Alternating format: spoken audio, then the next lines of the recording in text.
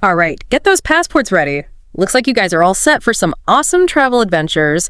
And you've been sharing some really cool conversations about making those trips amazing, without having to spend a fortune. So let's take a deep dive into some of the tips from Sarah and David's chat about their trips to Japan and Italy. I'm thinking pasta and pizza, Andy cherry blossoms. I mean, what a combo, right? It really is fascinating how those two destinations just reflect such different travel styles. Like Sarah's focus on art and history in Florence especially just speaks to a traveler who just loves immersing themselves in that cultural heart of a place. And then you have David totally zenning out in those peaceful Kyoto temples. I can practically hear the calming gong in the background. But honestly, it's his budgeting strategy that really, really caught my attention. He uses this 30-40-20-10 split for flights, accommodation, food, and all the activities. Yeah, that's a pretty classic framework. But what's so smart about it is how he just tailors it depending on the destination. Think about it. That 40% for accommodation, it might be perfect for a luxury stay in a less expensive country, but you'd probably have to adjust it if you're eyeing those swanky European hotels. Right? Yeah, totally. So it's a flexible blueprint, adapting to different travel styles and destinations. And speaking of blueprints, David's big on setting a total trip budget before even picking a place. That's some serious planning right there. Oh yeah, for sure. It's kind of like a preventative measure against those fall in love with a destination you can't afford blues. You know what I mean? And it forces you to prioritize what truly matters to you. Are you the kind of person who's a foodie who's going to splurge on Michelin star meals, or are you more like an adventure seeker willing to rough it to save money for that epic trip? Yeah, knowing yourself is key, I guess. Now, on to flights. David mentions using those classic flight comparison websites and setting up price alerts, which, pretty standard. But he's also really big on being flexible with dates. Ah, the age-old debate, right? Book in advance so you have peace of mind, or gamble on last-minute deals. It's more nuanced than just picking a side. If you're traveling during peak season or you're looking at popular routes, booking early is often that's your safest bet. But if you're more spontaneous, your dates are pretty open, those last-minute deals can be super tempting. It's like a travel version of playing the stock market, but with potentially better rewards. Think beachside cocktails instead of those stock certificates. When it comes to places to stay, David seems to favor Airbnbs or hostels, especially in cities. He's all about those local experiences. It's a trade-off, isn't it? The intimacy and often lower cost of an Airbnb versus the predictability and amenities of a hotel. But for solo travelers or even small groups, those local connections can really enrich a trip. He doesn't completely rule out hotels, though. He's a big fan of those loyalty program discounts, which, they can add up to some serious savings over time. I guess it boils down to your travel style, what you value the most. Do you want that, consistency of a hotel chain, or a potentially quirky but memorable stay in someone's spare room, Exactly. It's about personalizing the experience. And speaking of personalization, let's talk about food. David's a huge advocate for embracing the local cuisine, especially street food. Okay, now we're talking my language. Street food is a culinary adventure, but on a budget. It's authentic, it's often delicious, and it just lets you taste the real soul of a place. Plus, think of all the stories you can bring back. Remember that time we ate those mystery skewers in Bangkok?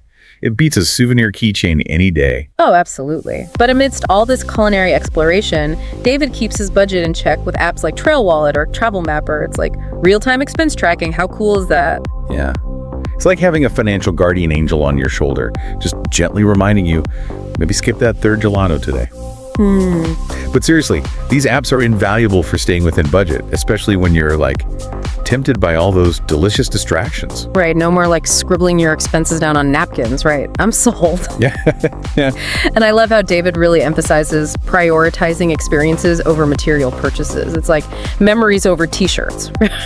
Hey, think about it. Years from now, will you cherish that I Heart Paris mug more than the memory of like laughing with your friends over a delicious Parisian picnic. Yeah. It's about investing in those moments, not just the stuff. That's some like deep travel philosophy right there. Yeah. David also suggests set like a daily food budget, which is a great idea, especially for avoiding overspending, because it's so easy to just get swept up in all the excitement and forget to track every little espresso and pastry. And don't forget the unexpected. Like always having some emergency cash stashed away, that's crucial. You just never know when you might need it. Whether it's for a sudden medical expense or simply because the card reader at that charming little bookstore is down. It's like a travel insurance policy, but for your peace of mind. So far, we've covered choosing destinations, setting a budget, finding those affordable flights and places to stay, and like embracing those delicious local experiences. What other gems can we unearth from these travel conversations? Well, there's a whole world of savvy strategies waiting to be discovered. We'll delve into those in the next part of our deep dive. Welcome back to our deep dive. We're about to uncover even more of David's travel wisdom. And trust me, you're going to want to take some notes. Alrighty, notepads open. So last time we were talking about how David prioritizes experiences over souvenirs, right? Like he's saying invest in the memories, not all that clutter. He's definitely onto something there. Think about the things you really remember from trips you've taken in the past. Mm-hmm. Is it that I climbed this mountain t-shirt? Or is it, the actual feeling of standing on top of that summit? Oh, definitely the feeling. And just those unexpected moments, like when you strike up a conversation with a local artist at, I don't know, a street market or something.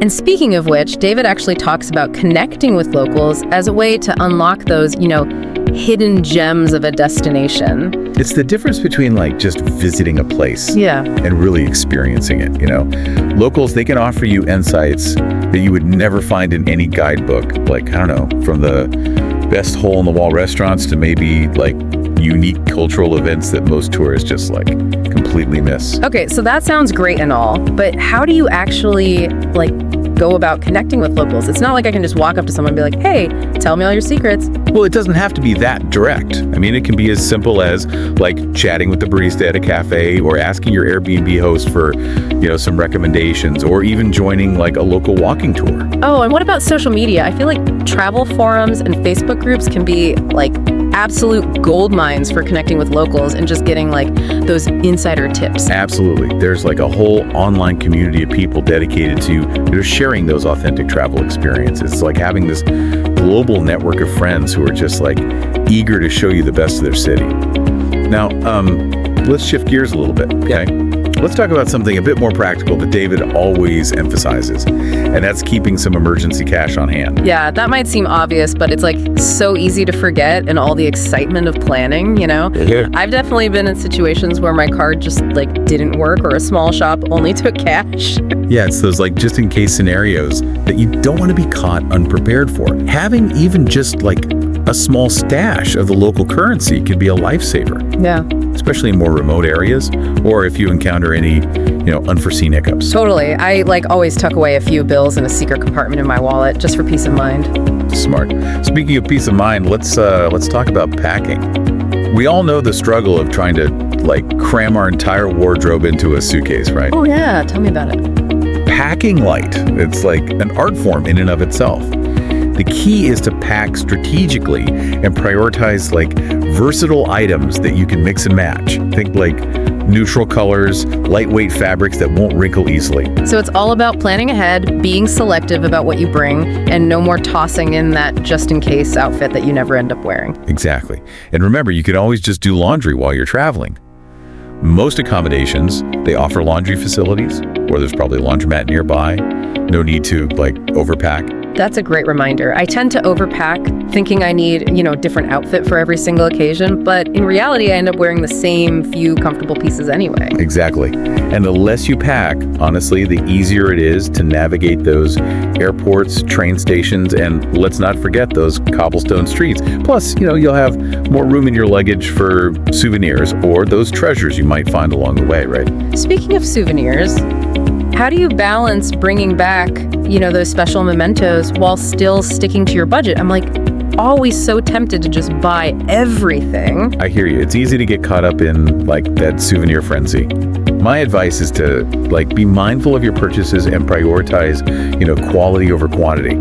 So instead of buying a ton of trinkets that might just end up in a drawer somewhere, choose a few items that really speak to you, something that will evoke memories of your trip for years to come. So finding those unique pieces that have a story behind them rather than just grabbing something generic from a tourist shop. Yeah, exactly.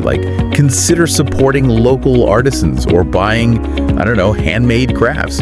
You'll be bringing home a one-of-a-kind souvenir, but you'll also be supporting the local economy and preserving those cultural traditions. I love that. So let's move on to transportation. We've already talked about flights, but what about, getting around once you're at your destination? Well, there are just so many options to consider. It really depends on your budget, any time constraints, and the destination itself. Public transportation is often the most cost-effective option, especially in cities with well-developed metro or bus systems. Plus, it's a great way to actually experience the local culture and see how people live their daily lives. I love people watching on public transport. Oh, for sure. And if you're comfortable driving in a foreign country, renting a car can give you more freedom and flexibility to explore at your own pace. Just, be sure to factor in the cost of things like gas, parking, and any tolls you might encounter. Right, and ride-sharing services, those are another option too. They're pretty convenient and often more affordable than taxis, especially in certain cities. Yeah, but it's worth researching the local regulations and the pricing structures for those services, because they can vary quite a bit from, country to country. And let's not forget about walking and biking. Oh, absolutely. I mean, in some destinations, those are the best ways to get around. You can really, soak up the atmosphere, discover little hidden alleys, and stumble upon those unexpected, little gems that you'd probably just miss otherwise. Exactly, because often, honestly, the most memorable experiences happen when you're not rushing from one attraction to the next, right? Yeah. So slowing down allows you to truly immerse yourself in the destination and really appreciate those, little details that make it so special. So it's about finding that right balance between efficiency and immersion and choosing the transportation options that just best suit your travel style and the specific needs of your trip. Precisely. And remember, sometimes the journey itself can be just as rewarding as the destination. So embrace those scenic train rides, those moments of serendipity, and even the unexpected detours that often lead to the best stories. Love that perspective. It's not just about getting from point A to point B, it's about embracing the entire experience. And that's what makes travel so transformative. It's about stepping outside of your comfort zone, challenging your perspectives, and creating memories that will last a lifetime.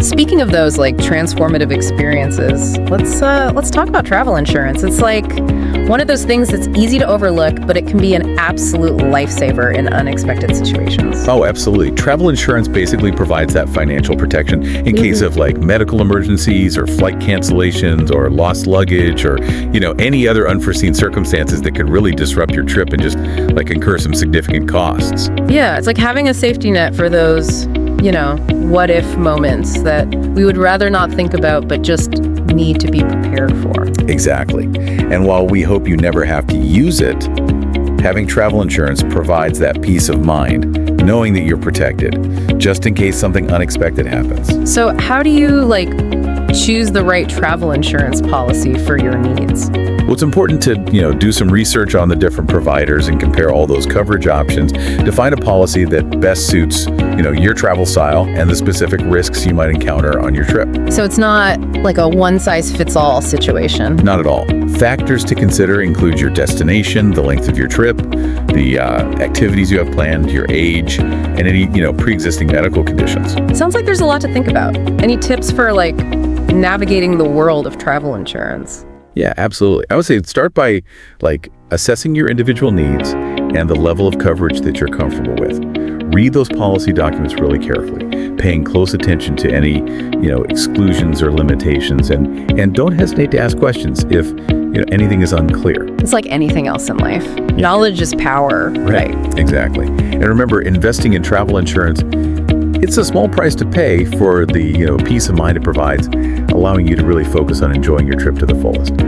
So we've covered a lot of ground today, from prioritizing experiences over material purchases to connecting with locals, mastering that art of, minimalist packing, and choosing those right transportation options. And of course, we emphasize the importance of, travel insurance for that peace of mind. What else can we glean from, these travel conversations? Well, there's one more crucial aspect of travel that we haven't really touched on yet, and that's the art of staying safe and healthy while exploring the world. Ah, yes, safety first, always. I feel like that's a topic that deserves, its own deep dive. Absolutely. We'll delve into those essential safety tips and just healthy travel habits in the next part of our conversation. Okay, so we're back, ready to wrap up this deep dive into all these amazing travel tips. We've covered so much already. From picking those dream destinations and, budgeting like a pro to mastering packing light and finding those hidden local gems. But now it's time to talk about something that's honestly just as important. Staying safe and healthy while you're out exploring the world. Yeah, because let's be real, no matter how well you plan, unexpected things can and do happen. And being prepared for them can make all the difference, right? It can mean the difference between a minor inconvenience and a major travel disaster. Exactly. So let's start with some of those fundamental safety tips that I think every traveler should keep in mind. And first and foremost, research is your best friend. Okay, so even before I book my flights, I got to do my homework on the destination. Got it. Yeah, think of it like your travel pregame. Right. Check travel advisories, read up on, local customs and laws, and just be aware of any areas that might, be considered unsafe, especially for tourists. Okay, so it's like getting a crash course in the local culture and potential safety concerns before I even step off the plane. Exactly. And while you're at it, I would say make copies of all your important documents, like your passport, visa, and travel insurance information. Keep those copies separate from the originals, both, physically and digitally. Oh, that's a good point about digital copies, actually. I usually just stash photocopies in my luggage, but having them accessible online would be super helpful if anything got lost or stolen. Oh yeah, for sure. It's all about having that backup plan, right? And speaking of backups, packing a small first aid kit is always a good idea. Bandages, antiseptic wipes, pain relievers, those little essentials can really come in handy when you least expect it. It's like that saying, better to have it and not need it than need it and not have it, right? Especially when you're so far from home and might not be familiar with the local pharmacy scene. Now let's shift gears a bit to staying healthy while you're traveling. Yeah. It's so tempting to just throw caution to the wind and indulge in all that delicious food a new place has to offer. But food safety is absolutely crucial. Yeah, I've learned that lesson the hard way a few times. A bad case of food poisoning can really put a damper on a trip. Oh, absolutely. So just use your common sense and follow some basic guidelines. Stick to, reputable restaurants and street food vendors. Make sure your food is cooked thoroughly and avoid drinking the tap water unless it's, known to be safe. And staying hydrated, that's key too, especially in those hot climates. I always travel with a reusable water bottle and fill it up, whenever I can. Excellent habit, because dehydration can really sneak up on you. So it's crucial to, drink plenty of fluids throughout the day. Now, let's talk about personal safety, especially in those crowded tourist areas where things like pickpocketing and theft, unfortunately, can be a concern. Yeah, because those opportunistic thieves they're everywhere. So what are some ways to stay vigilant and protect myself? Well, I think awareness is your first line of defense. Yeah. Right? Be mindful of your surroundings, especially in those crowded places. Avoid carrying, large amounts of cash and keep your valuables close to your body. A money belt or a secure bag with slash-proof straps can be a really good investment. It's like that old saying, an ounce of prevention is worth a pound of cure. Exactly. And honestly, trust your instincts. If a situation feels, uncomfortable or unsafe, just remove yourself from it. It's always better to err on the side of caution. And if you're traveling solo, let someone back home know your itinerary and check in with them regularly. Yeah, it's reassuring to know that someone, knows where you are, just in case. Now let's talk about something that I think often gets overlooked. Travel etiquette and cultural sensitivity. Remember, you're a guest in another country, so it's just essential to be respectful of, local customs and traditions. Right, because those cultural nuances can sometimes really trip people up. So what are some ways to avoid those unintentional faux pas? Well, I would say do your research before you go. Yeah. Learn about appropriate dress codes, greetings, dining etiquette. It just shows respect, and it helps you kind of blend in a bit better. Be mindful of your behavior in public spaces, keep those noise levels down, avoid littering, and just be respectful of, religious sites and cultural landmarks. Yeah, it's all about being a considerate traveler and, representing your home country well. Exactly. And communication is key. If you're ever unsure about something, don't be afraid to just, ask questions.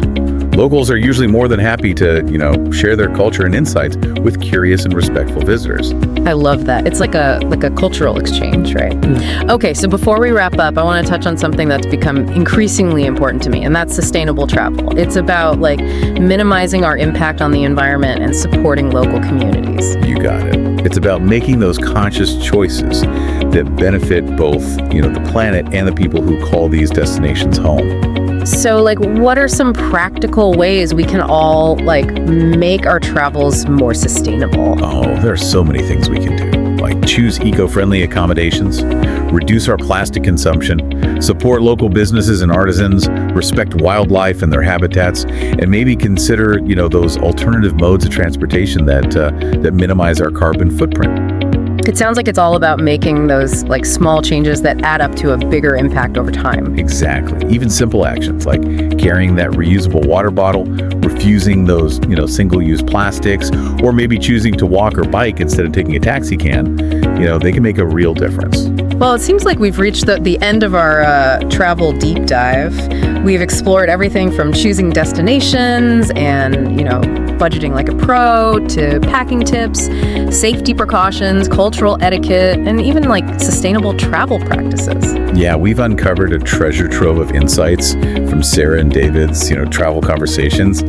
And I really hope you feel inspired and equipped to plan your next adventure. Me too. We've definitely covered a lot of ground today, but travel's a journey of, continuous learning and discovery, right? There's always something new to explore, a new culture to experience, a new perspective to gain. So keep exploring, keep asking questions, and just keep embracing the world with, that curiosity and respect. And most importantly, have fun out there. Travel is a gift, so cherish every moment and create memories that will last a lifetime. Now, we want to hear from you. What are your favorite, travel budgeting strategies? What destinations are at the top of your bucket list? Share all your thoughts and questions with us on social media. We love connecting with fellow, travel enthusiasts. Until next time, happy travels, everyone.